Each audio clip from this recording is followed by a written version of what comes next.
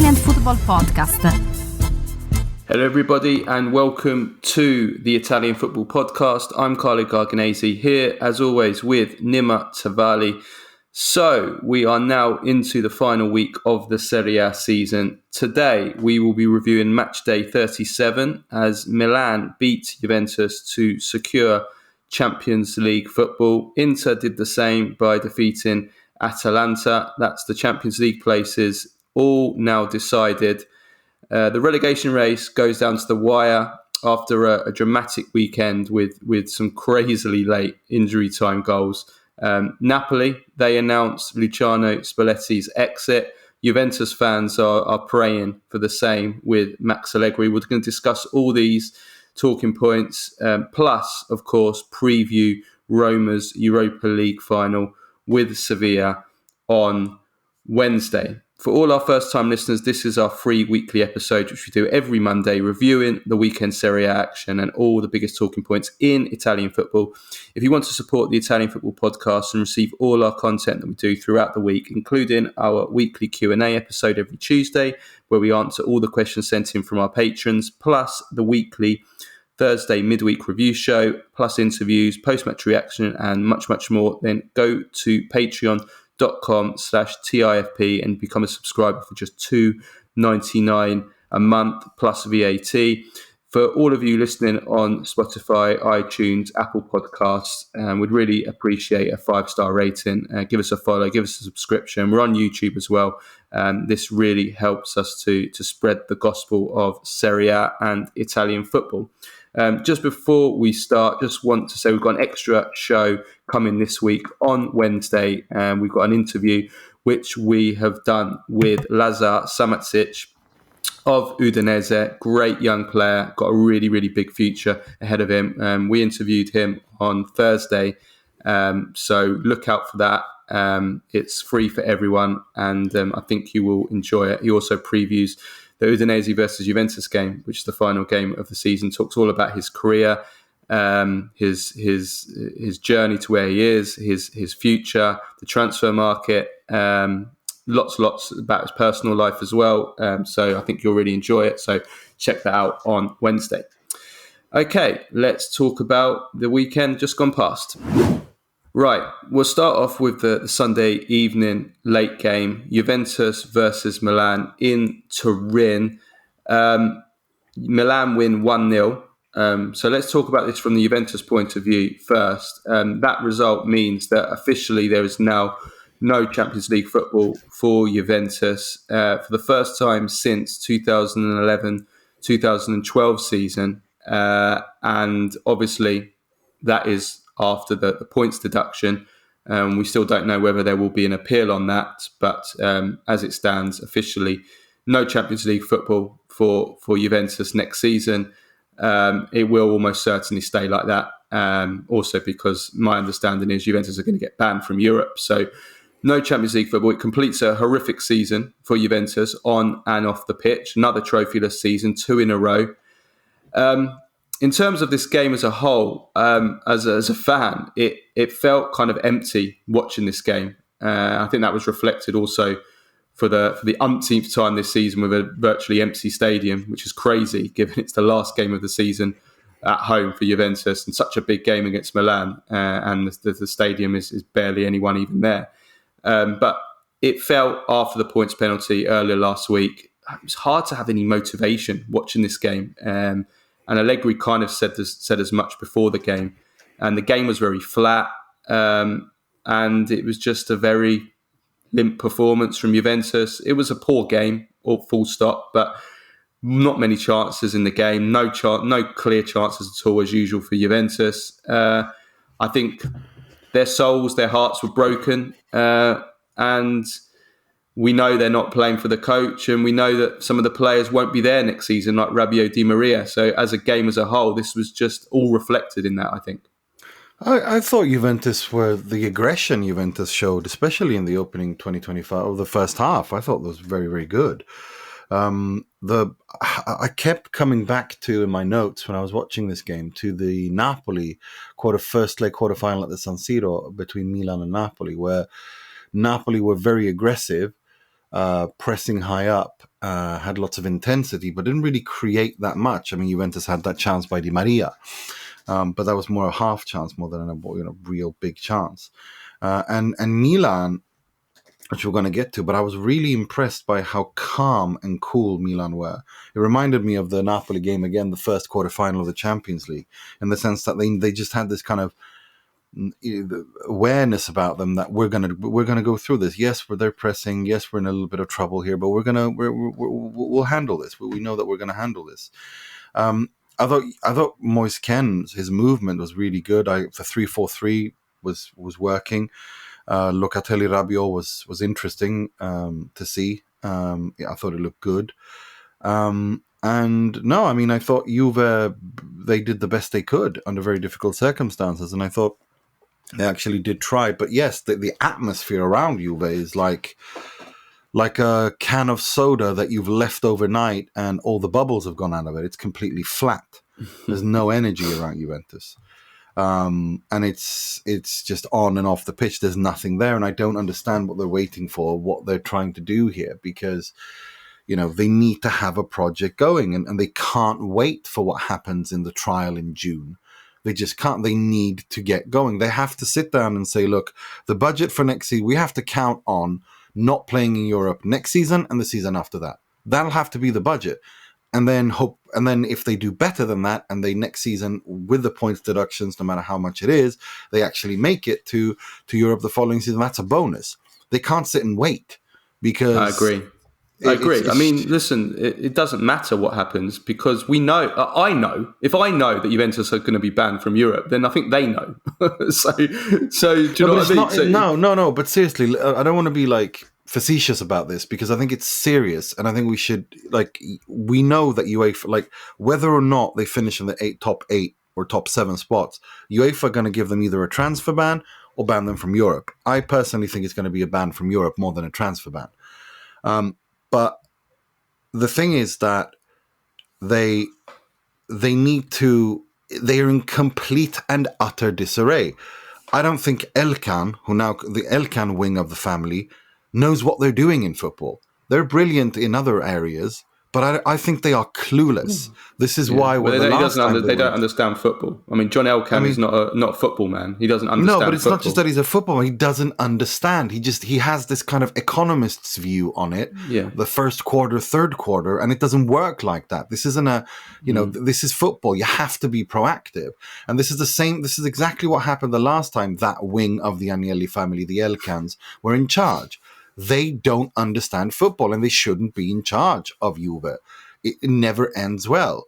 Now, of course, there is no alternative to them, because Andrea Agnelli's, his ban has been upheld, and that's because of the nonsense that he's done or oversaw and signed off on. So this is what I'm worried about Juve. For Juventus' sake, this isn't an Allegri issue. I think this could be exactly like post Calciopoli, in that it takes 5-6 years for Juve to recover because the lack of leadership. Remember Secco? Remember Cobolio Gigli? I mean, remember all these. Well, that's exactly what we've seen in the last 2 years. I mean, it's already been post-Calciopoli-esque in the last 2 years. What we've seen in the last 2 years is exactly, and even predating that, but they still had some credit in the bank from previously. They still were able to win some titles. But the last 2 years are exactly... No, I mean, I'm talking about Almauri. I'm talking about, Well, that's what we've seen in the last 2 years. The last 2 years are exactly the same as what we saw post-Calciopoli. Exactly the same. There's no difference at all. So. I don't think they didn't sign any Dusan Vlahovic signings back then. They didn't sign Di Maria signings back then. They just bought crap. The shining light was that they brought in Beppe Marotta from Sampdoria, even though he first failed with Luigi but I'm talking about the entire leadership, the lack of leadership, the lack of competence in the upper management, the terrible transfer markets, the way they blew money and spent money. All that is the last 2 years has been identical. There's no difference at all. I think there is a difference, because this was the pandemic kind of scared the crap out of Andrea Agnelli, and that's why they did all the nonsense, because they were under pressure. Post Calciopoli, it was a group of people who literally had no idea what they were doing. They just appointed first it was Ciro Ferrara, then it was Del Ne. I mean, it was just It's been dumb. the same. Dumb I decision. repeat, exactly the same the last 2 years. Exactly. There's No, no I don't think difference. it is. I think There's it's no different. difference. They're I think it's both different. two incompetent upper managements after Calciopoli, and there's Well, incompetent Andrea upper Agnelli management. was the reason Juve won 9 Serie A in the row as well. He built Yes, but I'm something. talking about the I'm decisions. saying the The post decisions being Calciopoli. made in the last 2 years are all Yeah. catastrophic. Every Yeah. single one of them, just as catastrophic. I would even say, in many cases, more, because it's more impressive the collapse than what it was after Calciopoli, when everything fell apart after No, Calciopoli. I think this has got to do with the pandemic. They weren't prepared for that. No one was, and a lot of The businesses pandemic hasn't helped, Nima, but it No, predates the it pandemic. All the created. bad decisions in the transfer market, Yes, the but it bad was. But I'm decisions talking with about. Yes, coaches, that I all get. predates the pandemic. Yeah, it does. But what I'm saying is the reason why Andrea Pirlo was appointed in the first place, the reason why they did all the stupid accounting and financial stuff that they did was because of the pandemic, because they panicked. When people panic, they do stupid shit, and they did lots of stupid shit here. Yeah. And when I draw the But I think competent management doesn't do that either. Marotta would have done that. Marotta didn't do that at Inter. The pandemic affected Inter as well. Marotta didn't have anything to say at Inter. It was Suning who just turned off the tap and said, "This is the budget, work it, sort it out." But the difference here is that what I'm saying is that the difference here with why I say that post Calciopoli, what I'm worried could happen is that the people in charge are going to be people who know nothing about football. Once again, that's the analogy I'm drawing between then and now. Then there were people in charge of Juve who knew absolutely nothing about football, and that's what I think is going to happen now, because the Elkan family, so far, just this back and forth with Giuntoli, just this back and forth with what's going to happen in the future. They're talking about maybe going with what's his name, continuing as a sporting director, whose name eludes me now, the guy that just took over interim. I mean, it's just it's yeah, that's the guy. I mean, it's going to be it's Well, I saw them linked with disaster. Salihamidzic yesterday, who's an absolute disaster. I mean, if he comes, then we might as well forget about it. Completely forget about it. I mean, he's horrific. I mean, he almost lost Bayern Munich the Bundesliga, which is almost impossible. Well, they were sacked. I think Salihamidzic would be a step up compared to what they've got now. Maybe not, at least he's a football man. This is exactly my point. The people there is not the people that he's got so far, that the Elkans have got. Well, Seco was a football man as well, but I mean, he was terrible. He was Serie C football man. But no, this is what I mean. Like, I'm worried about what could happen here, because that this could be a prolonged 5-year absence.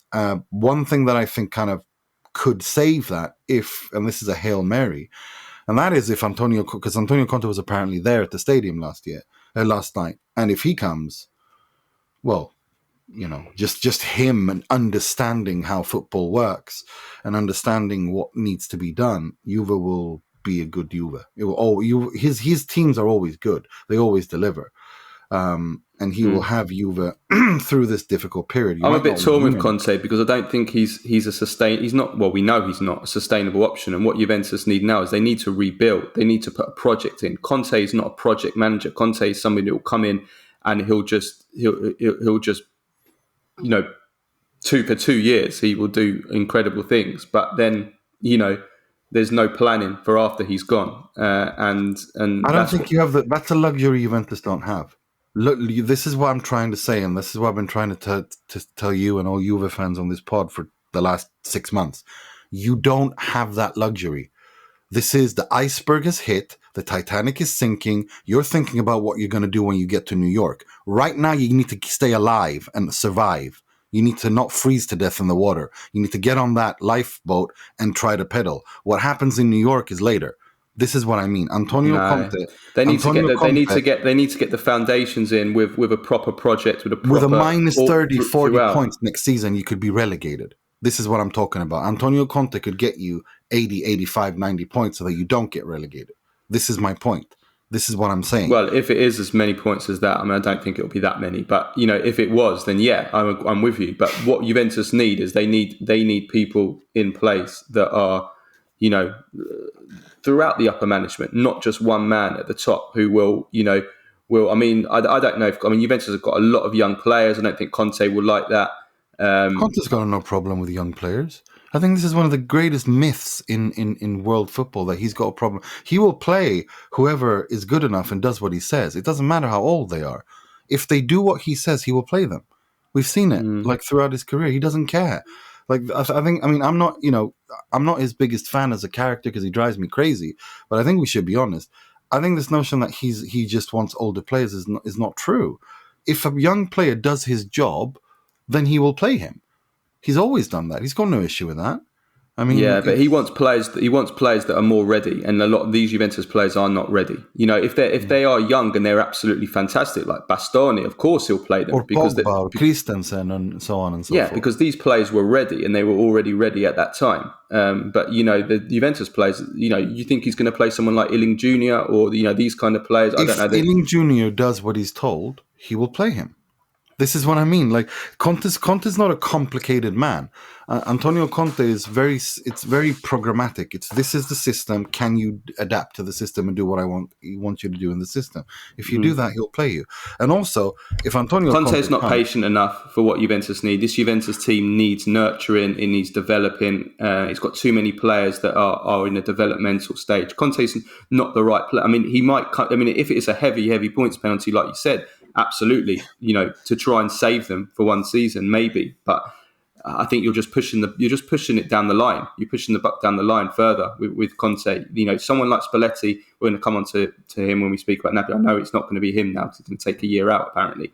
But which someone is the smartest thing I've ever heard him say. By someone like him is what they need. But then it also needs the team around them as well. If Juventus don't have the right team, the right sporting director, the right coaches. All everything. Of that is true. All of that is true. I'm just saying that's because of the salary stuff that's coming, and that's going to be the hammer.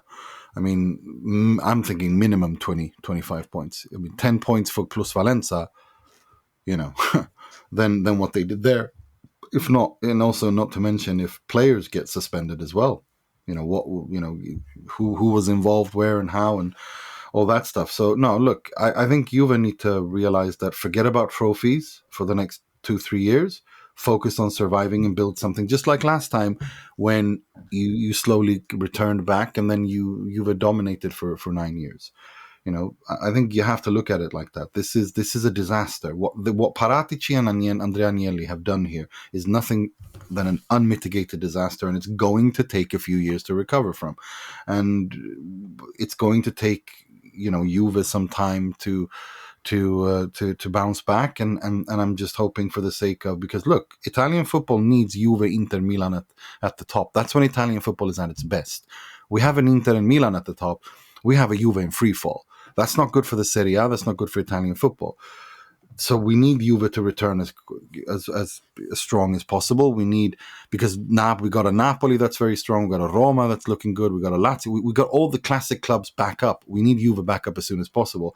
I just don't think that the Elkan family are the right people in charge. But unfortunately, because of what Andrea Agnelli did, they are in charge, and there are no other candidates, and that is a big problem for me. Yeah, we'll see. I mean, listen, yeah. I mean, I think everybody agrees Allegri has to go. I mean, it doesn't seem like he wants to resign, which is also a problem for Juventus from a financial point of view, because then they're going to have to pay him off. That was the defeat number 17 last night, which is now 2 off the all-time record. And the only good news for Juventus is they won't reach that record because there's only one game left of the season. So that's the only good news. There was only one other thing I wanted to say from this game, and that is Angel Di Maria. He was booed off the pitch in this game, in his final game as a Juventus player. Now, is that harsh? Is it harsh that he was booed off the pitch? I mean, maybe a little bit, maybe slightly, but it just backs up what I said, and I said this at the time. When Juventus signed him, I was totally against this signing. I got so much heat from the same old sheep that all jump on the bandwagon. What are you talking about? It's Di Maria. He's fantastic. He's amazing. I'm sorry. I hate to do this, but I was right again. He's had a purple patch for 2 months after the World Cup, from January until March. In that purple patch, he was fantastic. He was brilliant. during those 2 months. He got 6 goals, 3 assists, and he was wonderful. He carried Juventus during those 2 months. The rest of the season, he's been a complete disaster. I've got the stats to back it up. 11 games before the World Cup. So 11 games he played for Juventus before the World Cup. In 9 of those games, 0 goals, 0 assists. So basically offered nothing in those games. Then, after that purple patch that I've just discussed, his end to the season has been awful. The last 15 games since March, 15 games, 0 goals, 0 assists. When Juventus needed him in the important part of the season, in the busy part, when we had the big games, the semi-finals of the Europa League, he missed that huge chance against Sevilla, and he was bad in both legs. In these big games when Juventus were down the stretch, he's done nothing. He's offered nothing, and of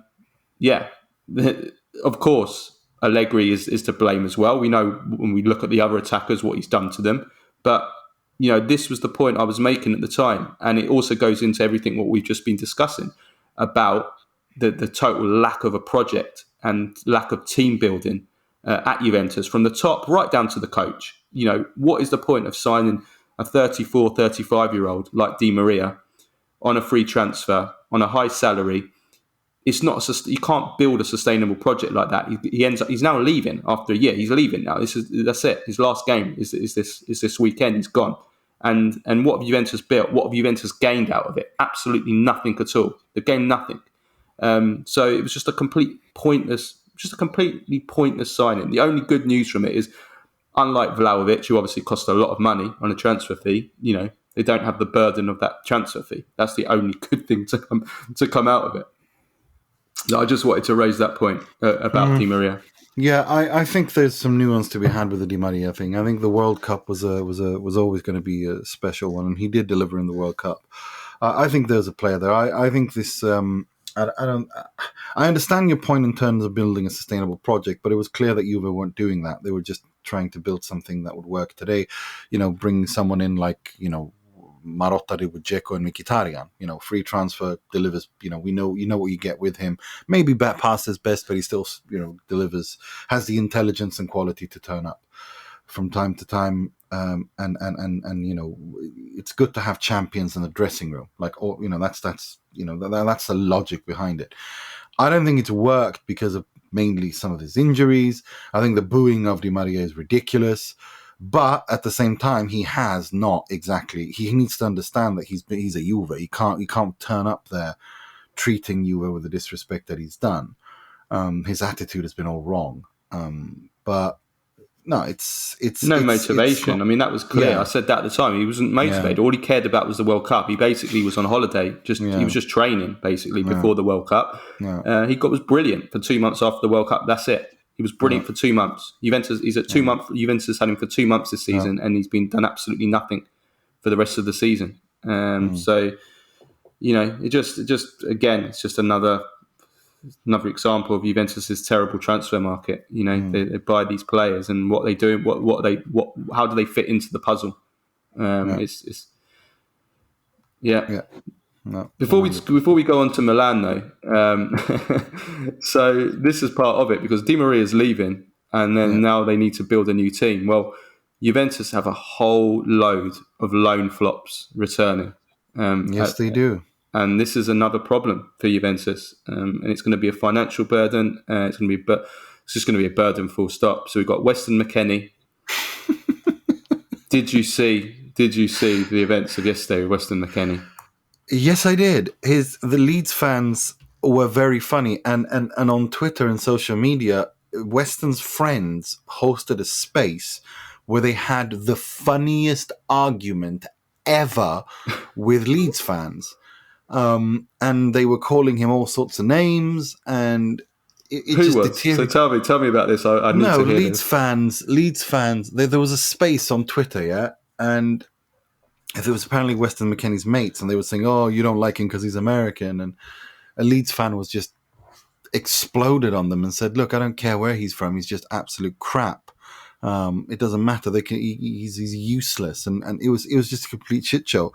It was very, very funny, and they were trying to save it, and I think no, it was just a complete mess. And then, of course, Weston McKennie's dad quote tweeted Harambe for some reason, because it was the 7th, I think, or 8th anniversary of the thing with Harambe, and tweeted something in support What is of Harambe Western. for people that don't know? Oh, come on, everybody knows Harambe. It's Google Harambe, the gorilla who in the zoo who they shot dead, I think, because of the child who fell down into the gorilla. What's that got to do with Weston McKennie? Like, I don't understand at all. Yeah, he was in the Cincinnati Zoo from 2014 to 2016. A 3-year-old boy climbed into the gorilla enclosure at the Cincinnati Zoo and Botanical Garden. He was dragged and grabbed by Harambe. Fearing for the boy's life, a zoo worker shot and killed Harambe. The incident was recorded on video and received broad international coverage and commentary, including controversy over the choice of use of legal force. Apparently that was the anniversary yesterday, and I don't know why I don't get it. Like, what's the implying here? I don't think he's implying anything. It's not that deep. Here's the thing. I just think he doesn't know how to use Twitter. Have you tried giving Twitter to your mum and dad? I have. There's a reason I've banned my mum from going on. Let alone no, my mum's good with you. No, my mum's good with Facebook. But Twitter and Instagram, she just shouldn't be. I don't let her on there because she doesn't know what she's doing. And that's. I think this is what's happened. I think it's a mistake. I think he accidentally quote tweeted Harambe and did that. I don't think there's any deeper meaning of that. And there was some goal just there. I mean, Weston McKennie, when he got subbed off yesterday, and the entire Leeds stadium were chanting "Youth that bastard" at him. I mean, the Leeds fans are something. And then there was that OnlyFans model, that Chelsea the one stripper. No wonder he's been crap all season. He's just been busy. And she took a screenshot. Astrid Wett, her name is. Well, no need to say that. But basically she took a screenshot of her Instagram and posted every blue tick on Instagram who liked her. And Weston McKennie was like 19 out of 25 of the latest notifications she had. It's hilarious. Yeah, I wonder if she likes his ranch sauce. Oh my God, grow up. Jesus Christ. So anyway, Weston McKennie's back to Juventus, and that's going to drive me absolutely insane having to watch that. It is. And I was watching Leeds yesterday, and he did this one pass which it was just a simple 6-yard pass. He totally overhit it, and Tottenham nearly scored on a counter-attack from it. But one player messed up that counter-attack for Tottenham. Do you want to guess who it was? Dejan Kulusevski, who also looks like he's about to... No. I don't think so. I honestly don't think so. As much as he's going to stay at Tottenham? Yeah. I don't think they'll... he's a young player, Daniel Levy. He has resale value. He's not a 30-something player. Levy likes that, yeah. Yeah, and they've also invested quite a bit of money in him. Like, that would literally be wasting millions of pounds and not having anything to show. McKennie's obligations collapsed. They had a 34 million obligation Leeds. That's collapsed. He's definitely going back to Juventus because obviously Leeds are in the championship. They're not going to pay that. He's been horrific. Of course not. Kulusevski's obligation has also collapsed because Tottenham needed to get in the Champions League. But I mean, he's been horrific this season as well. But like you said, there is a resale value, and if they have invested in him, maybe they see that as I think we're going to lose more. Something like £25 million in him, like so far, 15 already. To 20. Yeah, I mean, that's a lot of money to not own the asset. Yeah. Like Daniel, you have to remember, Levy's a businessman. If you pay 20, 15, 20 million, however many million you pay, that's an asset investment. You want to control that asset. And to send that back to Juve, that's essentially saying, here's £25 million, Juve, go have fun with it. Yeah. I mean, they're not... It's like loaning him for 25 million. Yeah. I can't imagine. I mean, he would have to be crazy if he did that. Yeah, I hope so. Okay, Denis Zakaria from Chelsea, he's going to come back as well. He was on loan. They won't sign him. Arthur Melo, again, Liverpool. I mean, I think he's played like 20 minutes for Liverpool this season. One Champions League. I think it was against Napoli, actually. That's all he played, a Champions League sub-appearance when they were getting hammered in Naples. The more you read these names, the more it's going to be Conte. It's going to be Conte. These are such Conte type of midfielders and players. Weston McKennie. It's just for No, me. no, I don't care if it's Conte. I don't care who it is. I don't care if it's God himself. There's no way I want.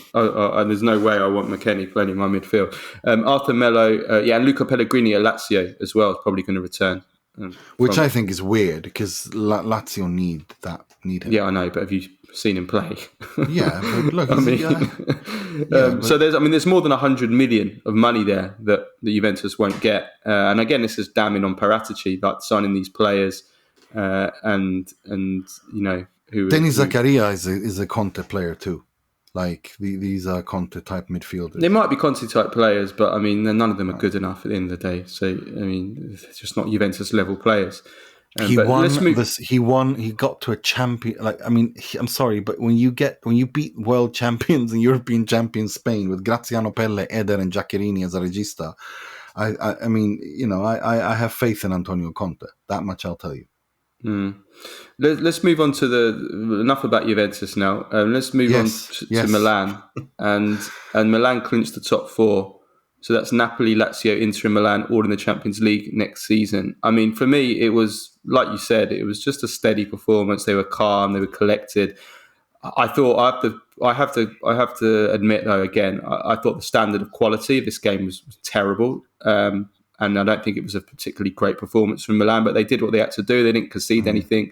They had the best chances of the game. Selemakers had a big chance at 1-0. That was really the only big chance in the entire game, I think, for either team. But who we do have to praise is Giroud, because that header was world class. It was world class. I mean, he's not in balance. He's not, he's struggling. He's backpedaling. He's trying to get himself back up, and he's under pressure. He's leaning back. I mean, it's a fantastic header, absolutely fantastic header. Good cross by Calabria. But fantastic header by Giroud. Fantastic header. And I mean, overall, I thought Milan were in control. I thought Theo Hernandez was, I think the choice to play Cuadrado alone against Leao and Hernandez was very brave. He did well though. They did nothing. They didn't do anything. They created nothing on that side. I just thought. I mean, Cuadrado. I have to say again, Cuadrado. The hate he gets from Juventus fans, I'll never understand. Unfair. I think he's fantastic. I still think he's good now. But I don't get the hate. I think he's been magnificent. I think where Juve are now, they'd be smart to keep him for another season. Honestly, I don't know whether I'd keep him for another year because he's 35 now. So I mean, but then I guess it depends what happens. If they have a transfer ban, they might have to keep him. Exactly. This is what I mean. Like, what do they do? Because I mean, give him a transfer ban. I mean, coming back to Giroud though, I mean, that was world class. I mean, he's leaning back, he's way out. The power of his neck muscles, but the control and the power to direct it to the far post. I mean, he's definitely in his career in the last decade. He has been. I don't know. Has there been a more consistent player aerially than Giroud in the last, Cristiano 5 to 10 years? Cristiano Ronaldo. Yeah, Ronaldo. Yes, after Ronaldo, Lewandowski maybe. Yeah, I mean, right now I think who's better than him right now in the air? Osimhen, I would say. Yeah, I think Osimhen's the best header. And then maybe you've got Lewandowski. I would say is on the same kind of level as Giroud. Obviously, Lewandowski is a much better all-round player, but I think Harry Kane's good in the air as well. Harry Kane's good, yeah, but I mean Giroud for me. I mean this season he's scored so many great headers, also for France as well in the World Cup. He's Benzema's good in the air. Benzema's good as well, but Giroud is a specialist in the air. Yeah, I mean, there he is. I don't know how many people would have been able to score that header. In world football now. That is difficult. Not just to get to the ball, not just to get a clean header, but to direct it the way he does. I mean, he wrong foots Szczesny. That's such a difficult thing to do. It's a placed lob header into the opposite corner. No, it was truly world class. Obviously, Milan are very, very lucky to finish in the top four because on the pitch they don't deserve to. Juventus deserve to, but given that they now are in the Champions League next season, that secures Pioli, doesn't it, for next season? Would you say? No, I think so. And also, I mean, this is so funny because that's what Allegri said after the game. That what did he say? Something along the lines of, there are teams in the Champions League who who shouldn't be there or are there because of, who have taken our place or something to that effect, which I thought was hilarious. But then again, I mean, look, if you add the 10 points, they got 69 points. That's just 2 ahead of Milan. He Yeah. needs to make sure to keep, if he's going to keep banging that drum, he needs to win that last game against Udinese, doesn't he? Yeah, that's fair. Yeah, that's absolutely fair. And they're basically on 69 points as well Yeah. for the So he season, needs. which is less than even what he got last season.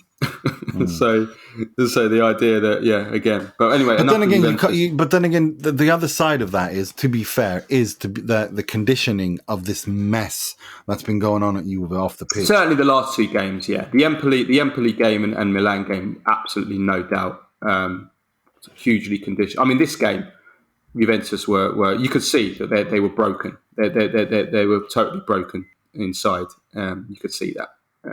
Certainly in the second half. I mean, they just gave up second half completely, which is one thing you don't associate with Juventus at all.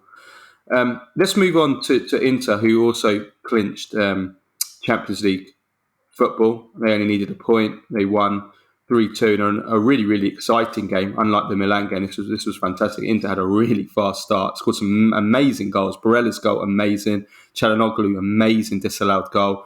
Even Lukaku's finish was brilliant. The question I have for you, Nima, is Lukaku and Lautaro. It was a LuLa show, this LuLa. game.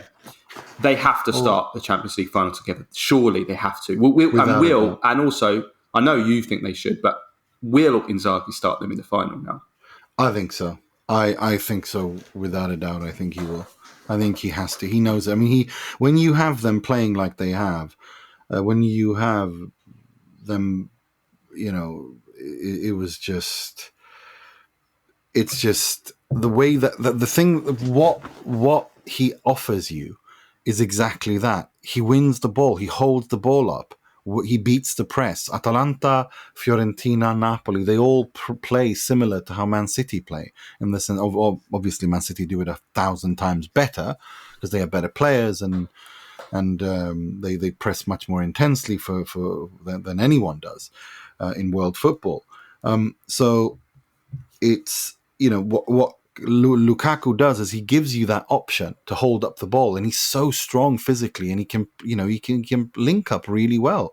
This was something that I remember when Conte wanted him badly, everyone was mocking Conte. Oh, this guy can't play with his back against the wall goal. He can't link up. Well, he can, and he always could. It was just about teaching him that, and Conte did teach him that by essentially tattooing Andrea Ranocchia to his back for the first 6 weeks. At preseason training camp at Inter, and those 2 years when he was there, and so he learned to play with his back against the goal.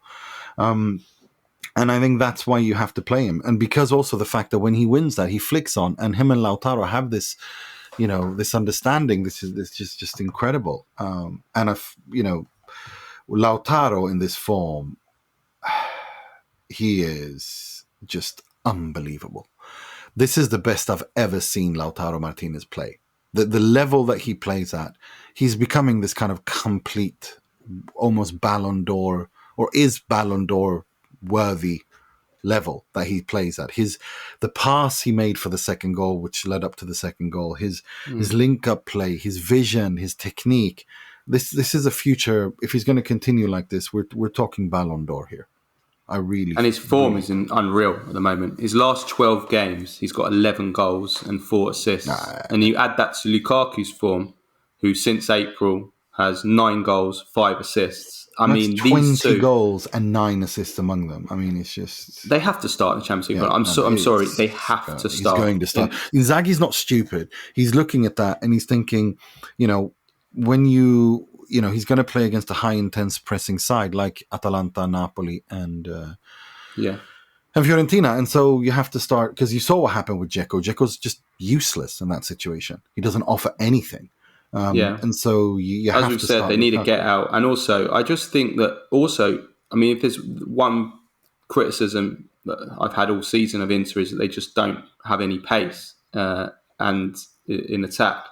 But Lukaku looks physically very, very much in the best shape I've seen him since he returned to Inter, which maybe it's not hard, but he does look like, if you see him over 1 to 5 yards, he looks like that spark is. I mean, he's never going to be the Lukaku that he was 2 years that's ago. the issue there. But that's natural through age. He's 30 years old now.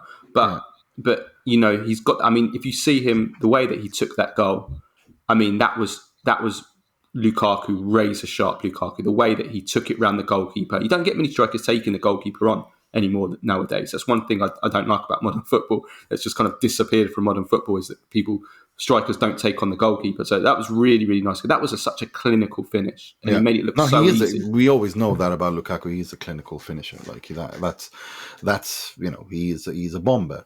But I mean, like he said himself, like Lukaku said himself after the game on Instagram, "Welcome to LuLa Park." I mean, this is what they need to do. It has to be LuLa Park, and the midfield, my dream midfield was playing as well, and it was ticking. And the only difference is that I would have Darmian start instead of D'Ambrosio, and if Skriniar is fit, of course, him as well. But no, look, we'll know this week if he starts against Torino, if he plays against Torino. If he doesn't play against Torino, he'll at most be a substitute Skriniar. But no, to me, that's the lineup. You have to play Calcio Verticale. You have to play that kind of football. Maybe not rigidly Calcio Verticale, but you have to have some elements of it in order to deal with City. Yeah, absolutely. Talking of City then, they actually lost, although they played their entire reserve team against Brentford. But I want to ask you about Guardiola, because this got a lot of reaction on social media during the week. So Guardiola was praising Inter, weirdly, actually, the words that he used. Good body language. Watch out for them. He's just talking nonsense. He doesn't know what he's talking. I mean, he just made that up. He does. This is what he does. He's it's not even waffling. He's just the man. I mean, he's a pathological liar. The thing about him watching Manchester United in 1999 winning the continental treble as a little boy. He was 28 years old and the captain of Barcelona. What are you talking about? And this is it's just lie after lie after lie. I do find him one of the most disingenuous without a people doubt in football. Without a doubt. And this usual nonsense of hyping teams up and this ridiculous, oh, you're so good, you're so good, you're so good. And he does it with everyone. I mean, I'm sure if he's playing against, Sean Dyche or someone like that, he would hype them up as being an all-time great. He just, he did it for Sarri, he did it with Spalletti, but Spalletti's too smart. So Spalletti went after him and started, outdid him, out-crazied him by giving him a standing ovation, just to, shut him up. And he's just incredibly disingenuous, and he just lies. It's just lie after lie after lie, and I'm getting a little bit exhausted of these.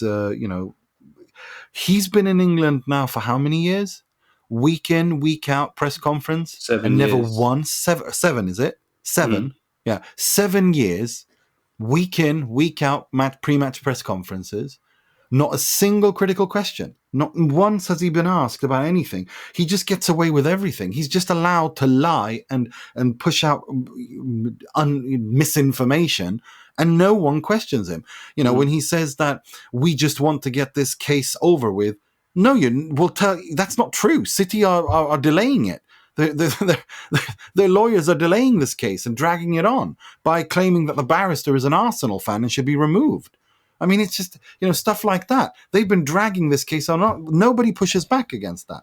Nobody pushes back against when he talks about how, about racism, and says that, we owe, whatever it was he said about how we owe an apology. When I think about what we've done to black people the last 400 years, we owe an apology. Well, when you were at Barcelona, Roberto Carlos spoke about being racially abused and called monkey and chimpanzee by Barcelona fans. You said he talked too much and that he doesn't know anything about Barcelona. Nobody questions him on that. Nobody questions him on his own doping scandal as well. I mean, let's be honest. Let's remember when he played at Brescia, he twice tested positive for nandrolone. And he twice lost that he twice lost that appeal. What happened was that he had his personal doctor was Dr. Ramon Segura, and he was also the personal physician of Frank de Boer, and who also tested positive. Yeah, I know, and the thing is that the only reason this is what when people talk about that, when they talk about that when they talk about how that he was exonerated. Well, actually, he in 2007 he was cleared of this because there were changes in the World Anti-Doping Agency's guidelines.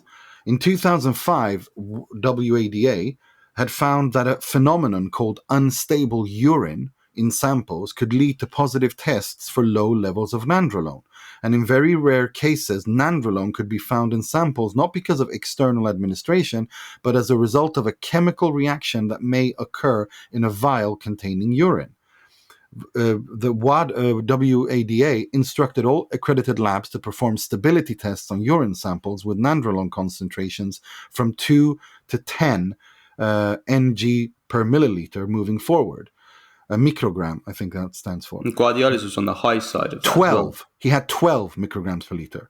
Those samples that were deemed unstable would not constitute an adverse analytic finding. Then director of the WADA, David Howman, stood by the efficacy of the previous test for nandrolone, saying the chances of urine becoming unstable were very rare. The chances were 1 out of 1,000 and 1 out of 10,000 positive tests. Guardiola was cleared by the Court of Appeals in Brescia, not because of his samples being deemed unstable, but because it could have been possible that his 4 samples had been unstable. Why? Because because of the impossibility to now perform stability tests taken on samples taken in 2001, meaning stability tests must be carried out within 5 weeks of the collection of a sample. So they couldn't retest it. In 2007, no sample even remained to be retested. Yeah. So that's being let off on a technicality. On an extreme technicality. I mean, there's because like a of 1 a in rule 10,000 change that came in 2005. I'm sorry, but this is how it is. This is. I mean, it's absurd. But nobody ever asks these questions. They never get. No, what they do. This is what pisses me off. Instead, they sit on Twitter and bitch and pretend like there's some, like they're actual journalists, because they're not. They sit and bitch on Twitter, but when they go into the press room with him, nobody asks this man any critical questions ever on anything. They just give him a pass. And it's weird. The same, and it's exactly the same with City, with the financial doping. I have as well. never in sports seen anyone as protected as this man. He's the most protected character in all of sports ever. Never seen anything like it. Lance Armstrong, Marion Jones, no one, no matter what the sport, Novak Djokovic, everyone has been asked critical questions to the point where they don't like it. But that's what journalists are supposed to bloody do. Yeah. No one asked this man any critical questions ever. It's unbelievable. They all sit like fanboys, salivating around him like, with wide eyes and, look at Pep, he plays good football. No. He can get away with anything. He can get with racist statements. He can get with doping. He can get with lying about wanting the case to the Manchester City financial doping case to go away, that he wants it done as quickly as possible. I mean, it's just, he can get away with everything. Nobody ever questions this man. I don't understand why. And it should be a big talking point ahead of the final. And that's another thing I wanted to address as well. People asking me why I'm bringing this up now, because it's never been brought up before. Never once. And so I bring it up now. I do it. I'll talk about it because no one else will. No, absolutely. And I think the financial doping, City shouldn't even be in the Champions League. And the way that they are protected as a club as well, not just Guardiola being protected as a person, but Man City as a club and the special treatment they get. All the while, Juventus are going to be banned from UEFA. And the people that I've spoken to at Juventus, that as it stands right now, UEFA are literally, basically blackmailing Juventus that they need to denounce the Super League and officially publicly pull out of the Super League, denounce it in order to get a lighter sentence on their Well, ban. it's not blackmail. Well, It's that plead is. bargaining. No, it's not blackmail. It's not blackmail. It's plead bargaining. That's just how it works. Blackmail is something else. But they're using their leverage to put pressure on Juve. Semantics. It's exactly no, the it's same not thing. semantics. There are actual legal definitions of blackmail and plead bargaining. This is something different. We can't call it blackmail because it's not.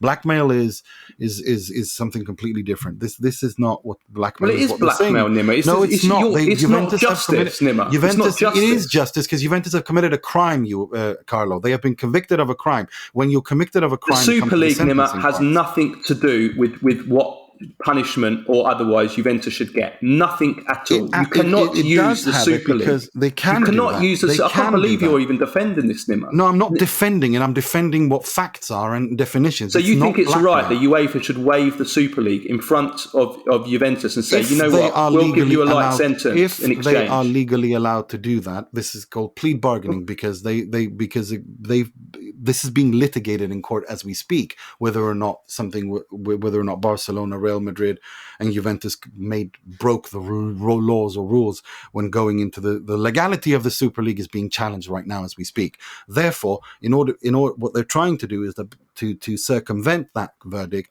They're saying you take it, you screwed up here. Before we get to that point, you distance yourself from the Super League. We'll give you leniency there. That's not blackmail. That is not blackmail. That is not how. I'm sorry, that's the very definition of blackmail. No, it's not the very definition of blackmail. It's not the very definition of blackmail. It is not the very definition of blackmail. What it is plead bargaining. It happens all the time. Blackmail is a criminal offense of demanding payment or some other benefit for not revealing or damaging. The benefit for UEFA is the Super League that preserves their future as the owners of football. It might be emotional blackmail, but it's not legal blackmail. It's perfectly legal. It happens every single day, everywhere. It's the notion of when someone has been convicted of something, in order to get leniency in terms of punishment, they do something else in favor of the whatever you want to call it, legal. Sporting, it's not blackmail. It's blackmail. Not blackmail. It's literally blackmail. They are using this against Juventus. I can't believe you've been defending it. I'm not defending it. I'm defending English language and I'm defending what law is. This is not blackmail. You can feel it's blackmail. That's fine. That's your feelings. But I'm telling you, this is not blackmail. Juventus have been convicted of a crime, no matter how you feel about it. And UEFA are saying, we'll give you leniency if you step away from this other thing, the other legal case. That is not blackmail. That's just not what blackmail is. Officially, Guardiola's innocent as well. But if you're going to go by the law, then we can talk about the law. Because it's not. Because yes, he was legally he's innocent. Then Guardiola as well. That's what I said. Let's defend him as well. I he was cleared beyond reasonable doubt. What I'm saying is that that if you look into the actual. Into the legal case, which do you support the way that UEFA are going about it with Juventus? No, then, using the Super League? I don't support of you saying this is blackmail because it's not. But blackmail. Do you support the UEFA using the Super League against Juventus? Do you think that's justice? Do you? I don't. I think this is it's standard legal practice that when you're convicted, justice, though? When you are convicted of a crime. And you are also involved in a litigation in another crime in order to expedite the legal process, then this is how it works. This is how it works everywhere. Juventus are not being uniquely treated by UEFA. This is standard legal procedure because you completely continue to forget that Juventus have been found guilty. It's a political punishment, Nima. It's clearly it could be a political politically punishment. Motivated, but that's a separate discussion. I'm saying that it's exactly the same because otherwise they would punish others. Otherwise others would be punished. It wouldn't be Juventus. They're punishing Juventus because of the Super League. They're now using the Super League against them to try and give them a more lenient punishment. Juventus gave them. If this was someone that wasn't in the Super League, if Juventus weren't in the Super League, this wouldn't even be part of it. So it's political. It's a political punishment, Nima. No, it's not. Listen, we're not. No one's saying Juventus committed a crime. You're forgetting that. You're just ignoring the fact that Juventus committed a crime. But they haven't haven't been punished, Nima. This is the whole That's a thing we've separate been issue. discussing. This is the It's notion not. of It's the saying same issue. you can't convict me of murder because 10,000 murderers walk. That's not a defense. That's insanity. I'm not saying it's a defence. I'm saying the reason they're getting punished is for political reasons, Nima. No, Otherwise, they're not. others would get They're being. I'm not saying Juventus should be. This. I'm not saying Juventus should be get off, Nima. I'm saying the reason they're getting punished and no one else is a political, which you've said yourself as well. So What's happening with Man City? What happened with Man City was that they were convicted by UEFA. They appealed to the CAS and they were let off because a lot of those cases were brought too late, according to the ruling in the CAS. But other rulings they were exonerated on as well. On other issues, but I mean that's a separate thing.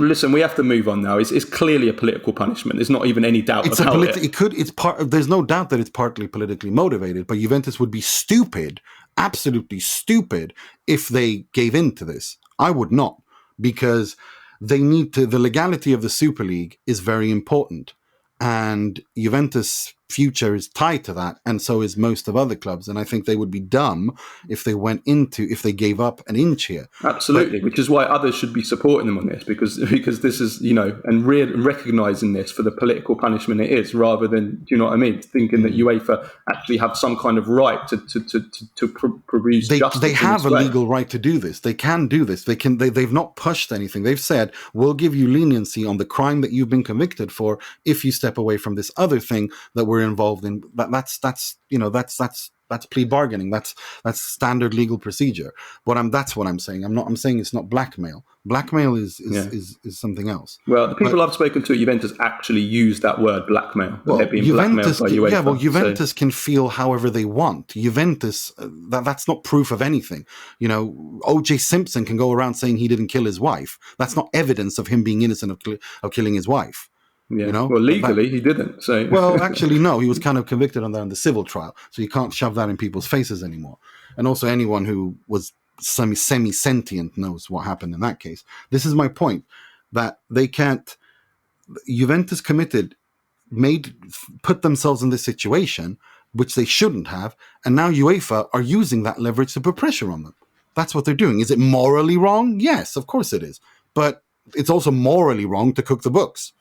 So, it's you can look at it both ways. Well, once they punish others, then I'll rest from my case about it being a I think everyone, punishment. Of course, they should all be punished. PSG, Man City, everyone who violated financial exactly, doping, and that's the whole point. It's a political punishment. It's not because UEFA care about making football clean. It's nothing to do with that, and you know that better than anyone. It's not about making football clean. You know that it's a completely political decision, and there's zero doubt about that. Anyway, let's move on to talking about UEFA. The UEFA conference, not the conference, Europa League. The Europa League, yeah. On Wednesday. So it's Roma versus Sevilla. First of all, look, there's not much to say about Roma's defeat to Fiorentina. Both teams played their backup 11s, so we're not even no point even discussing that. But let's do a little preview of the final itself. And Sevilla, I understand, are favourites going into this. I mean, for me, it's another 50-50. How do you see this tie? I think it's fair to say that Sevilla are slight favourites. Slight favourites. Not by much, but slight favourites. I think that's fair, given how, once again, they're having a crap season, but they're in the final of the Europa League again. It's the Sevilla League. They just keep delivering on this in this tournament time and time again. It's like when all else fails, they're 11th in the La Liga. They've had a dreadful season, and yet they're in another European final. It's truly remarkable. But having said that, look, I think they're slight favourites, but I don't think by much. I really don't think by much. I think Mourinho is preparing for this and has been preparing for this for a long time, and he's going to have that team completely. He will have read everything Sevilla want to do, and will have a plan on how to hurt them. And it's Mourinho in European finals. He's yet to lose one, and because if you look at how he goes in, how he behaves in European finals, you see how incredibly prepared he is tactically, risk minimization, all that stuff.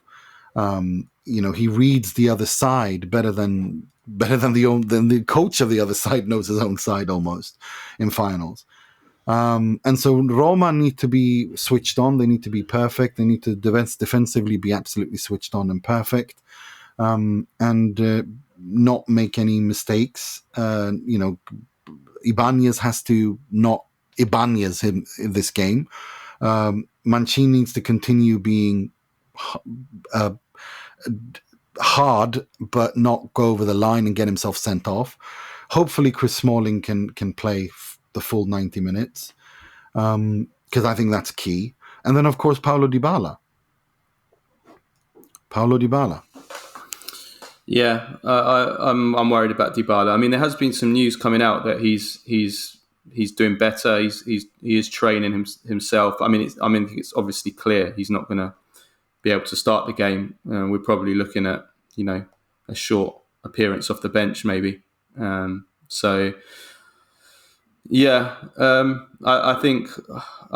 think maybe he might get 20 minutes maybe off the bench. Hopefully, Spinazzola I don't think is going to be fit either. Maybe he might get some time off the bench as well. So Roma have lost two key players in those two. There's no doubt about it. Two experienced players who have been in big finals and match-winning players. So that's important. But I mean, I think Roma do have the experience. I mean, obviously Mourinho, we know his record in finals. He's won every single final. I think he is the card. He is the key card for Roma. Also from a psychological point of view, when the opponents see they're playing against Mourinho in a final, that does, even unconsciously, that does have a role to play. Also, Roma's European experience. They won the Conference League last year. I actually saw a stat the other day that only Madrid have played more semi-finals in Europe in the last 5 years. They've had a lot of they even had a semi-final. People forget under Fonseca. Yeah, under Fonseca, yeah. And then obviously they had the Champions League semi-final against Liverpool. Francesco, yeah. So we're talking about what, 4 semi-finals? That's really impressive. I mean, that's incredible considering how they've done in Serie A. No, it is really impressive. And the fact that Mourinho's come in there and brought them to the final and won one of them, and now has the chance to win the second one. Yeah, truly remarkable. So they won't freeze in this game, Roma. They will, they'll be able to handle themselves. Then it will come down to who plays better, who has the quality.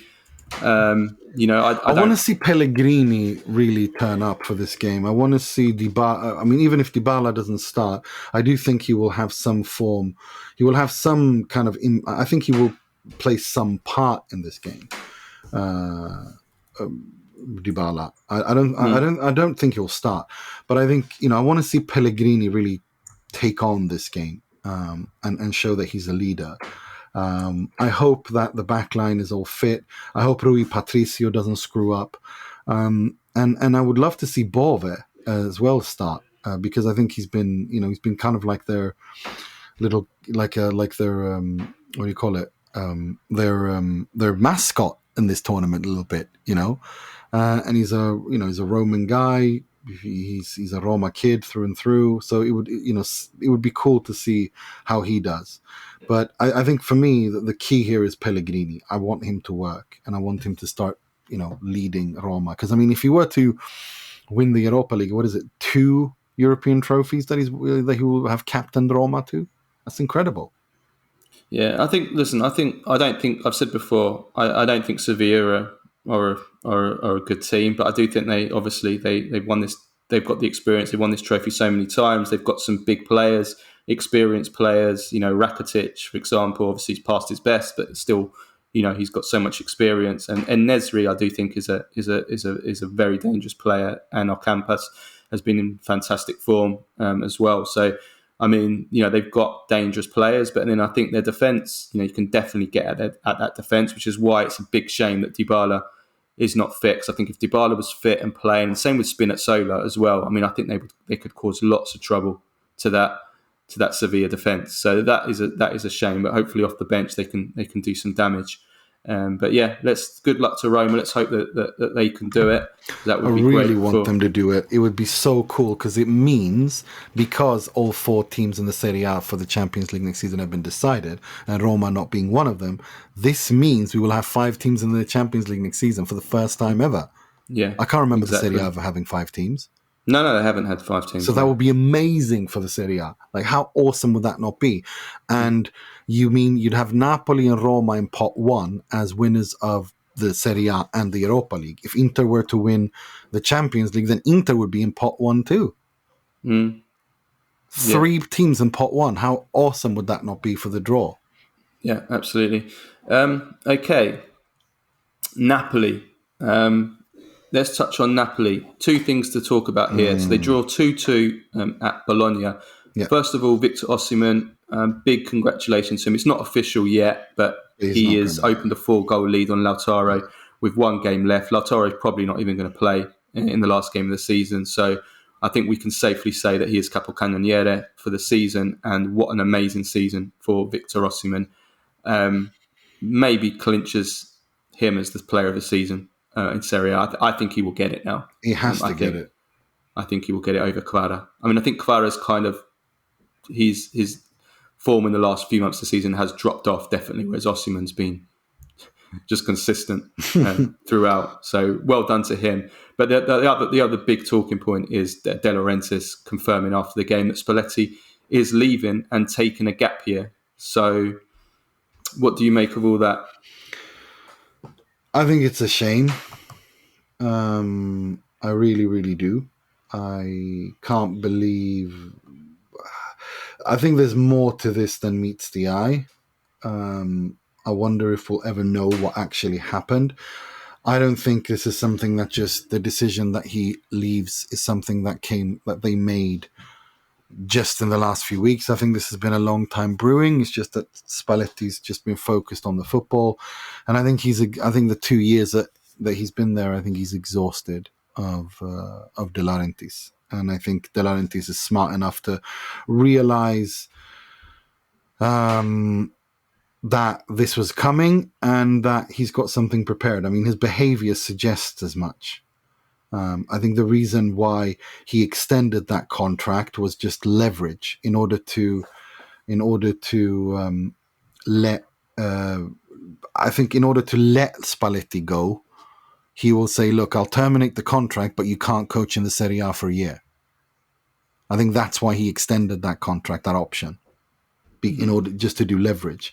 That's how I read it. That's my take on it. I think he knew this was coming and he wanted to protect Napoli because he didn't want him to just waltz into Juve or Milan or anywhere else in the Serie A, because he knew he would be hot real estate. He'd be hot property after winning the Scudetto.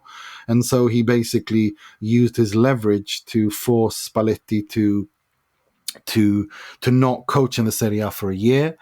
Obviously, there'll be some remuneration to Spalletti for leaving the contract, for breaking, for terminating the contract. And yeah, that's where I am on that. I think this is something that's been going on. And if he's going to take a gap here at 65, well, isn't he? I mean, that's 66 when he returns. And I wonder if that's...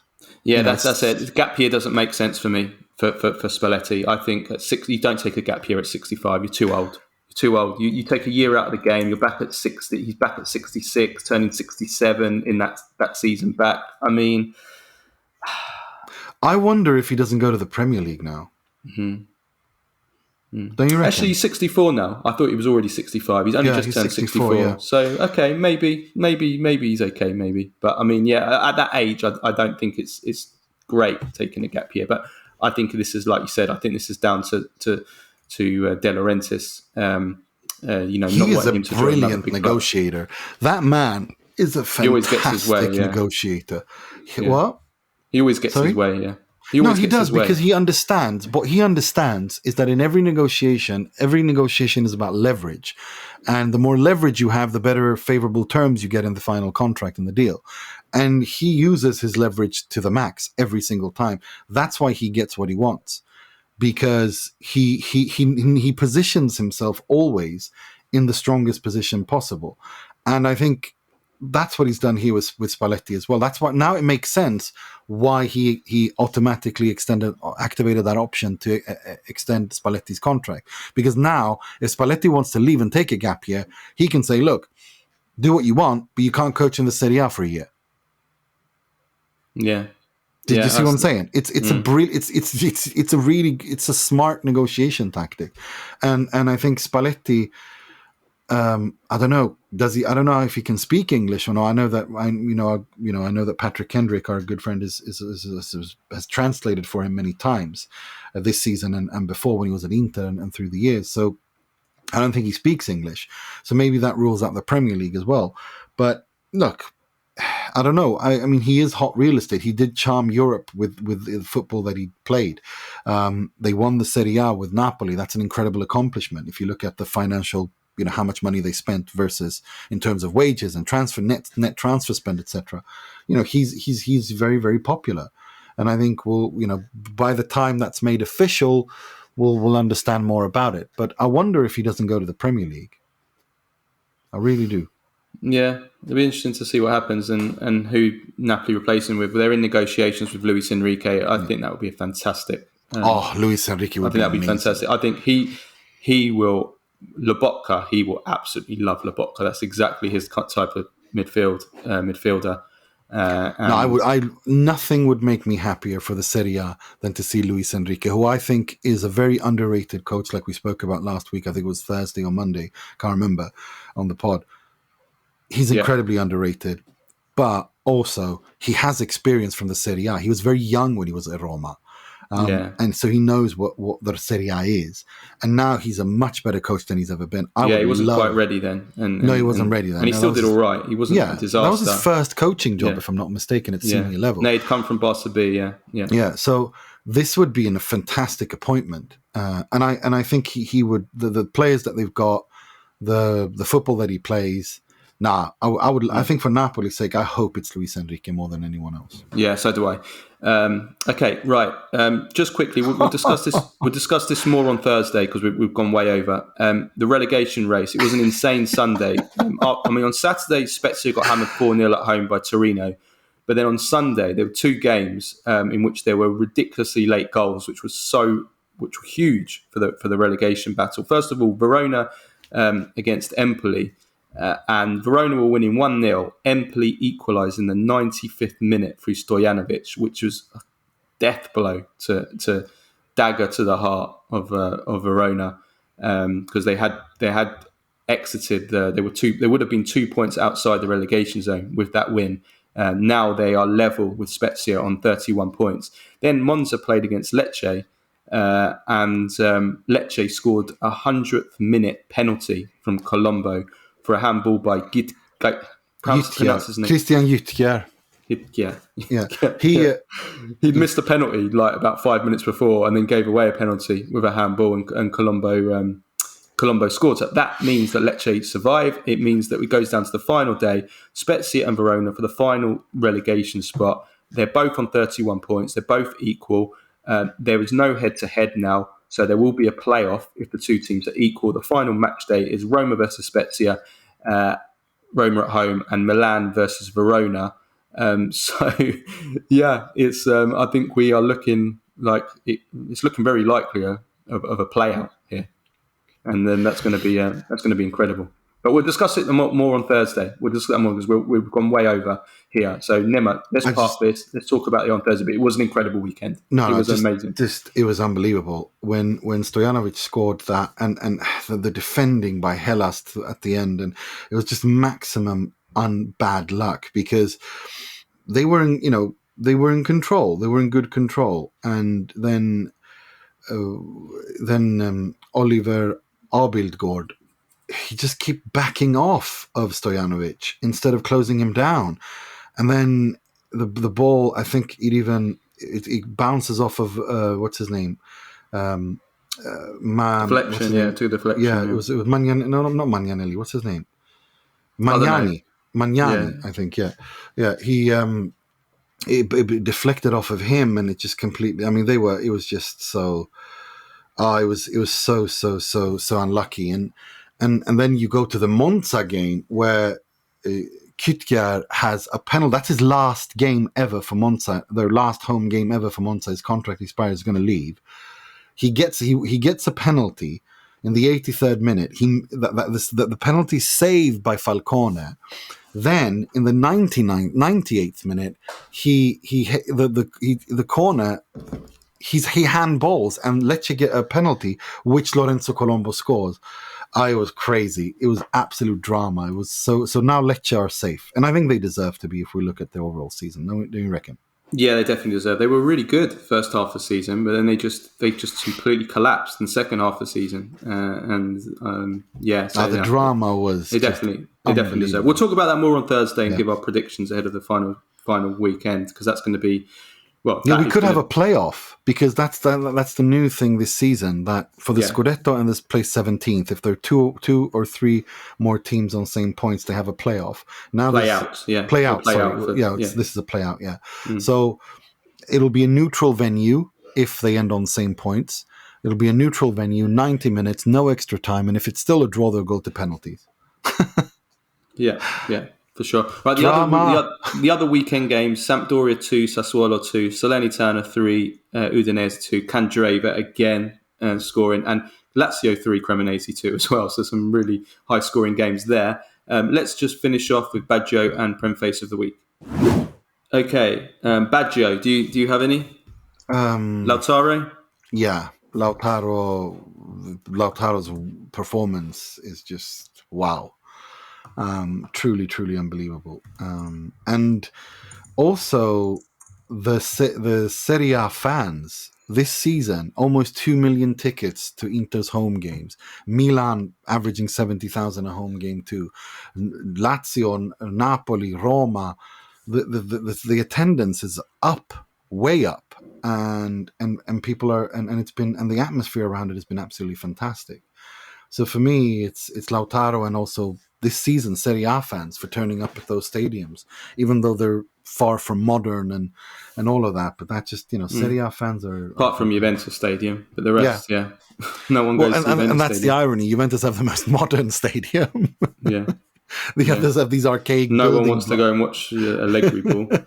I mean, who would want to watch that? Rather gouge my eyes out with what was it? Wooden spoon? Wooden or spoon. a hot wooden spoon, yeah. Just to get in there. I have to say, though, and also a special shout out to Miroslav Klose, who now, almost, 7-8 years after he retired, looks younger than when he played football.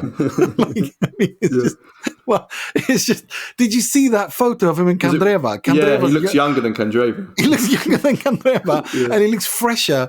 Like, he looks like he's stopped smoking. Do you know what I mean? Like, it's just, he looks fresher than I've ever seen him.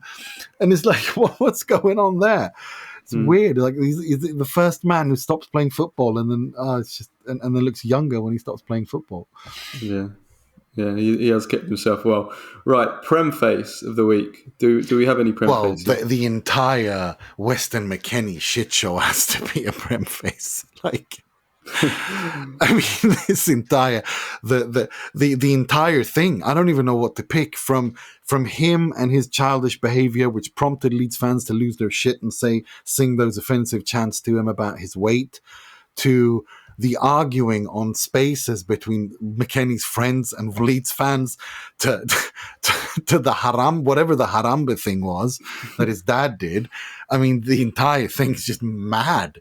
It's just a circus. It's hilarious. Yeah.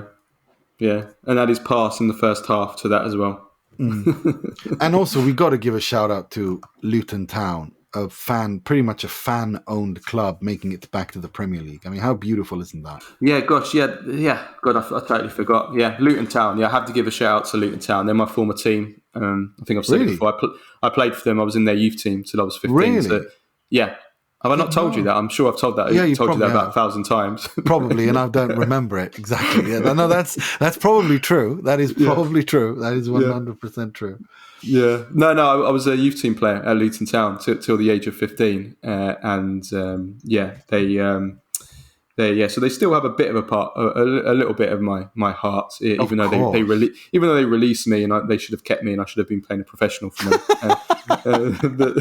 Oh my god! But the way that what they did when it was an amazing story. I mean, if you take 10 years ago, they weren't even in the Football League. They've got 4 promotions in less than a decade, and the budget is like one of the smallest budgets in the Championship.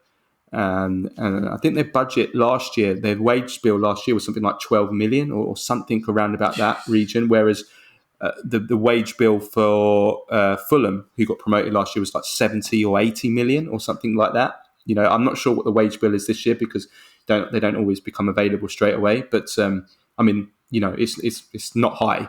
And it's an incredible and the way story. They're doing it as well, like essentially run by. I mean, there is an owner who owns it, but the supporters trust they can veto any decision, so that they don't. They're building a new stadium, 25,000 seater, which is I think it's gonna be ready in 2025 or 2026, and just the fact that they're so tightly knit to the community, and I love it. This is like... everybody knows about the entrance to the away end. I mean, that is just incredible. When you think of all the riches, the astronomical riches in the Premier League and the glamour and all the stadiums and the state-of-the-art stadiums and facilities. And then you've got Luton Town, whose stadium, Kenilworth Road, is about 10,000 capacity. Yeah, 10.5. It's not even up to the... I'm not even sure if it's going to be allowed to I hope it is, because I think that's what's beautiful. I think it is. It's not even allowed. When they were about to get promoted last year, there was, they wouldn't even be allowed to play in Kenilworth Road in the Premier League because it's not up to standards, like the standards that are required. So there's not even guaranteed they'll be able to play there. I hope they are, because I think it adds something different and special that you've got this 10,000 capacity stadium. And for away fans, you literally... I mean, the stadium is on the middle of a street, of a residential street, and for the away supporters, you have to go through. You literally have to go through a person's house and through their back garden to get into the away end.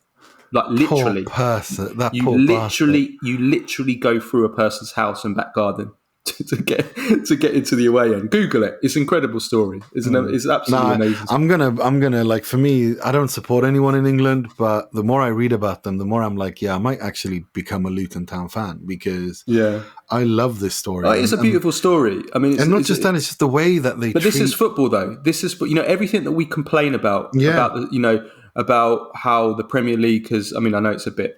It's a bit ironic, since they're going to be in the Premier League, but everything we've criticised about how modern football's been destroyed, how you don't get any stories of small teams and teams from smaller leagues from being able to win and work their way up. This is an old-fashioned story of something that we had, like Wimbledon in the 80s when they came through the divisions and they won the FA Cup. The story of this, Luton Town, who nearly went bust 15 years ago, by the way. But it's not just that, it's also how they're so tightly knit to the community, the responsibility that, like, it's Luton's town, it's Luton's team, and they're so tightly knit to the community. They do so many things in the area. They want to, they're not out to, like, they're not out to hide taxes and do dodgy things. It's just, they've already said that if once they're in the Premier League, they're going to use that money to invest in youth academy. They're going to improve, that they're going to finance their own stadium. Like, they're not going to go into any debt. They're just going to play by the rules, and it's going to be like the people's team in Luton. And I think that's incredibly beautiful. And it is amazing. I mean, I'll be honest with you. I think it's going to be very, very difficult for them to stay up. But it's. I mean, who knows? Kenilworth Road, honestly, is one of the most intimidating places to go. It's it's such a tight pitch, and the crowd on top of you. It's a very old fashioned, and I really hope they stay up. Like, I so hope they stay up. Like, it's just I'm my heart was just like. Yeah, I saw that playoff game as well. It was crazy drama. That's one of the beautiful things about English football. It's that playoff at Wembley. The playoff drama game is around always that. amazing, isn't it? So good. The Such good penalty entertainment. shoot. Yeah. All the penalties were amazing as well. Like Yeah, every they were. single one, They really every were. single one was unstoppable. Every single one was in like the top bins or the Yeah. side netting. It was The just way like I like penalties, the Brexit penalties. This is what I mean. This is how you take penalties. Yeah. None of For that sure. hop skipping like Jorginho does and drives me mad. Yeah. Okay, right. Let's leave it at that. Thanks everybody for listening, and we'll be back on Tuesday for the Q&A. Wednesday, as I said, interview with Udinese and Serbia midfielder Lazar Samacic. And then Thursday we'll do our midweek review show where we'll review the Europa League final between Roma and Sevilla, and of course look ahead to the last weekend of the Serie A season and more previewing of the Champions League final and the Conference League final, which is next week, a week on Wednesday. So there's a lot to look forward to. 3 finals for the Italian team. It's going to be exciting end to the football season for us. Okay, right. Forza Roma, Forza Viola, and Forza Inter, I guess we say in ahead of these finals. Yeah, absolutely. We will see you soon. See you on Tuesday, guys. Until then, ciao, ciao.